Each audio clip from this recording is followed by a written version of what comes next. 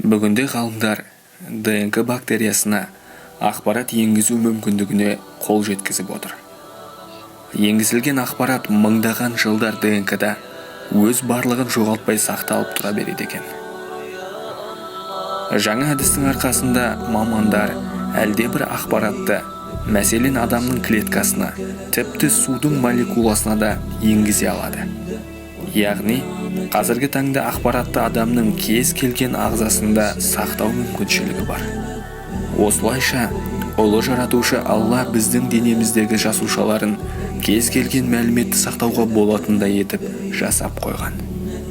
Бұның дәлелі ретінде қиямет күні есеп-қисап болғанда, адам ағзасының мүшелері өзіне қарсы куәлік беретіндігін айтсақ болады. Алла Тағала қасиетті Құран кәрімде Нұр сүресінің 24 аятында осыған байланысты былай дейді. يَوْمَ تَشْهَدُ عَلَيْهِمْ أَلْسِنَتُهُمْ وَأَيْدِيهِمْ وَأَرْجُلُهُمْ بِمَا كَانُوا يَعْمَلُونَ. Қиямет күні оларға тілдері, қолдары, аяқтары не істегендеріне айғақ болады.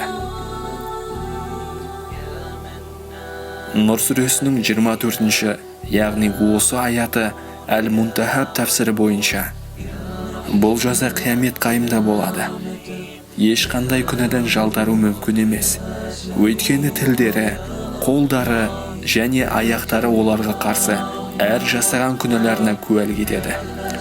Бұл жағдай аталмыш ағзаларда жасалған күнәлардың белгісі көрініп тұру арқылы жүзеге асуы мүмкін. Яки Алла Тағала аталмыш ағзаларға тіл бітіріп сөйлеуге әмір етеді де, олар сөйлейді.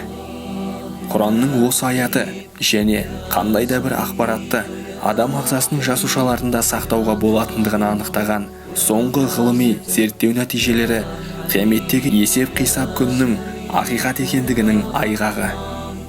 Бұл өз кезегінде қиямет күнін жоққа шығарып, дененің бөліктері куә болып сөйлейтінін мойындамайтын барлық скептиктердің күмәндарын теріске шығарды.